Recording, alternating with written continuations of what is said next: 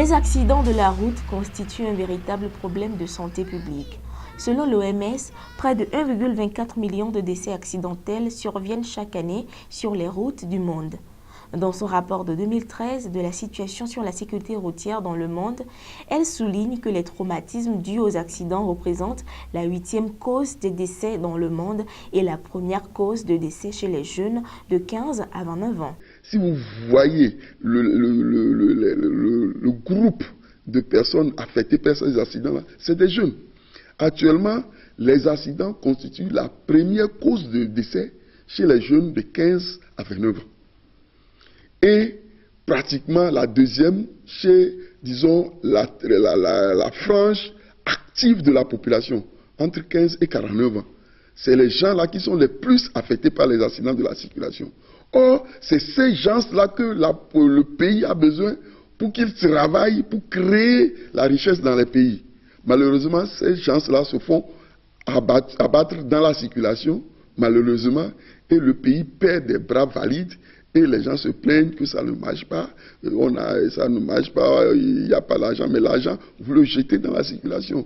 Qu'est-ce que ça coûte aux gens de ralentir? Qu'est-ce que ça coûte aux gens de maîtriser le code afin de se comporter en responsable de la circulation? Nous avons tout le monde, on doit être des responsables dans la circulation, c'est-à-dire maîtriser le code, appliquer le code afin que tout le monde sort et rentre à la maison sain et sauf. Les causes sont multiples et les conséquences très graves. Mais la vitesse reste la principale cause des accidents de circulation dans nos villes. La vitesse en agglomération est différente de ce qu'on pratique sur une route hors agglomération. En agglomération, les dispositions de la chaussée font que des fois, tantôt vous avez sur la même chaussée les piétons, les cyclomoteurs, les cyclistes, les voitures, tout est mélangé. Donc on ne peut pas se permettre d'aller plus vite que ça. Les risques des accidents sont vraiment élevés. Donc c'est pour cela que dans même les documents ou bien les livres de code, on vous dit, lorsque vous rencontrez un panneau d'entrée en agglomération, vous réduisez automatiquement votre vitesse.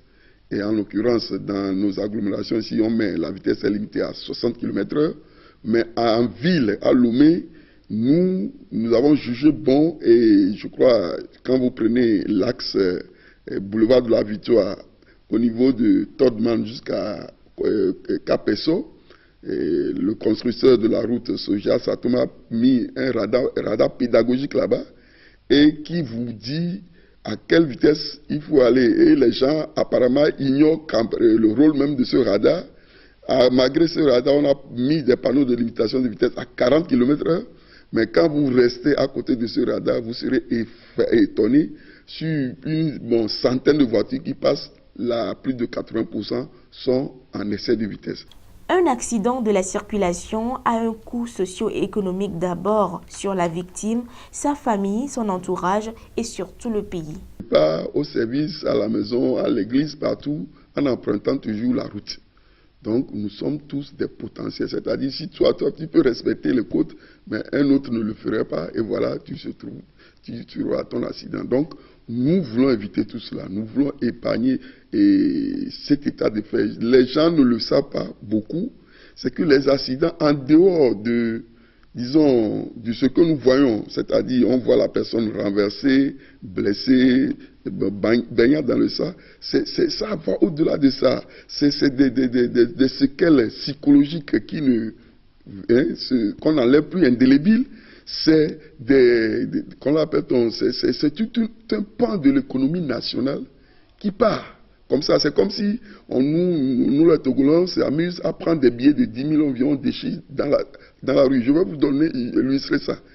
Les accidents de la circulation, les Nations Unies l'ont estimé pratiquement à 5% du PIB de nos pays. C'est-à-dire, si on prend tout ce que le pays possède comme richesse, nous gaspillons au moins 5% en nous faisant harakiri dans la circulation. Si aucune mesure n'est prise, les accidents passeront au 5e rang des causes de décès à l'horizon 2030. C'est fort de cela qu'a été instituée la semaine de sécurité routière. Cette année, elle s'est déroulée du 8 au 13 mai. Plusieurs activités de sensibilisation ont été réalisées au Togo avec à l'apothéose une caravane dans les artères de la ville de Lomé. La sécurité routière, la semaine de la sécurité routière a été déjà planifiée par l'Assemblée générale des Nations Unies pour la santé, l'Assemblée générale pour la santé en 2005. Et cette planification est due au fait aux traumatismes liés aux accidents de la route qui croissaient d'une manière exponentielle. Donc, grosso modo, c'est vu l'hécatombe que nous déplorons sur les routes du monde entier.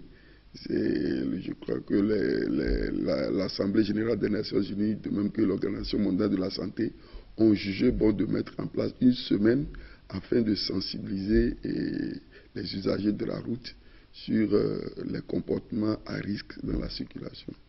Et le thème de cette année, c'est ralentissez pour sauver les vies. Cette action de l'Association des victimes d'accidents vise à interpeller les consciences individuelles et collectives. La route vers Tocoin hôpital. Voilà, donc arrivé là, nous avons mené une scène. Vous allez constater par le passé que beaucoup d'usagers de la route, je vais le dire ainsi, que ce soit les motocyclistes, les véhicules, même les gros porteurs qui sont interdits de passer par là et qui osent passer, klaxonnent. Donc à ce niveau, nous avons dit, on ne klaxonne pas aux alentours des centres de santé. Donc nos musiques, tout on avait éteint pour attirer l'attention de la population que aux alentours d'un centre de santé, pas de klaxon. Parce que le plus souvent, c'est des malades qui y sont. Alors il faut les laisser le repos. Le repos aussi, c'est un produit pour guérir.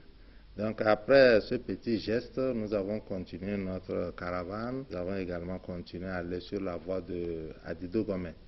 D'Adidogome, maintenant nous sommes revenus à Tikoumé et on s'est arrêté plus précisément au feu rouge de Todman. C'est là où il y a eu vraiment des manifestations. Et parmi ces manifestations, vous savez, il y a un appareil là-bas que les gens ont trouvé comme décoratif. Il s'agit du radar pédagogique.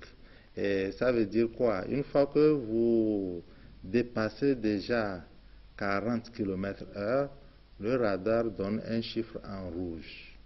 Ça veut dire que vous êtes en excès de vitesse. Il faut être toujours dans le vert. C'est là où nous avons attiré l'attention de la population pour leur dire que, en principe, quand on est en agglomération, on doit rouler à moins de 40 km/h. Il ne faut pas excéder 40 km/h. Après ces petites démonstrations, nous sommes intervenus également sur le passage pour piétons. Vous savez, sur ce grand boulevard, j'appelle ça grand boulevard parce que c'est vraiment large. Et les enfants ont du mal à traverser. Et pourtant, les constructeurs de ces infrastructures ont prévu le passage pour les piétons. Mais les gens ne respectent pas. D'où nous avons voulu forcer les gens à respecter ces passages cloutés, comme on le dit très souvent. Notre bâche comportait un thème spécial provenant des Nations Unies qui disait ceci: sauver des vies, ralentissez.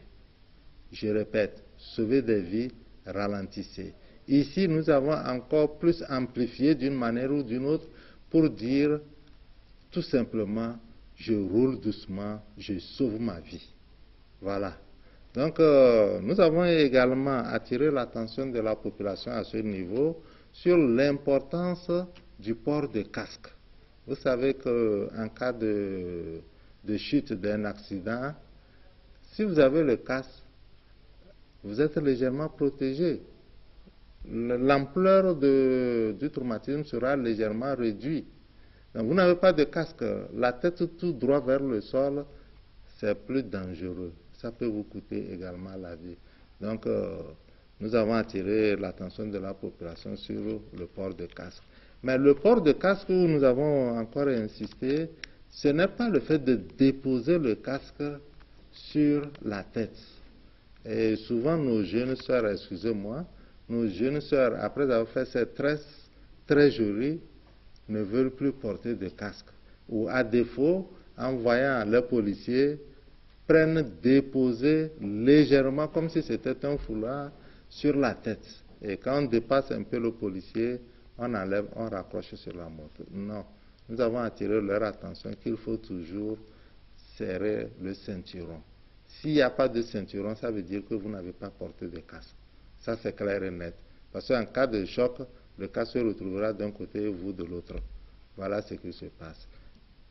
Mais lorsqu'ils ont commencé par comprendre le message, en voyant nos affiches, et ce que nos chairman dans le véhicule disaient, c'est là qu'ils ont commencé par applaudir comme si c'était le convoi présidentiel qui passait. Donc, à voir les gestes, tout ce qui se passait, et après tous les coups de fil que nous avons eus, même des autorités, pour féliciter vraiment la caravane, je pense que l'objectif était largement atteint et nous sommes sûrs que la population, la petite population, excusez-moi le terme, qui a vu ce qui s'est passé, était vraiment satisfaite. Nous avons tout fait pour prendre au fait les conducteurs de taxi-moto qui constituent aussi vraiment le plus de 75% de ces conducteurs, c'est les accidents. Lors du dernier recensement des accidents de la circulation donné par le ministère de la Sécurité, de la Protection civile et des infrastructures de transport, nous déplorons plus de 4550 ou bien cas d'accidents. Et sur ces 4550, nous avons 3500 qui sont produits aux engins à deux roues, c'est-à-dire conducteurs d'engins à deux roues. Autrement dit, 75% de ces accidents sont provoqués par les conducteurs à deux roues. Et les causes, c'est qu'ils vont vite, ça c'est un. De deux, ils ne portent pas le casque. De trois, ils ne maîtrisent même pas le code. Donc, dans cette caravane, nous avons essayé de les cibler. Nous avons essayé de leur donner, au fait, les b.a.-ba du code de la route. Et nous les avons offert des casques pour qu'ils se protègent. Parce que déjà avec les casques, c'est 40-45% de protection qui permet à ce que la victime ne décède pas après un accident de la circulation. Aucun sacrifice n'est trop grand lorsqu'il s'agit de sauver des vies. Au-delà de la semaine de la sécurité routière, les actions de sensibilisation doivent continuer afin d'amener les usagers de la route à respecter les règles du code de la route, afin d'atteindre l'objectif de l'OMS, celui de réduire de moitié les accidents de la route d'ici 2030.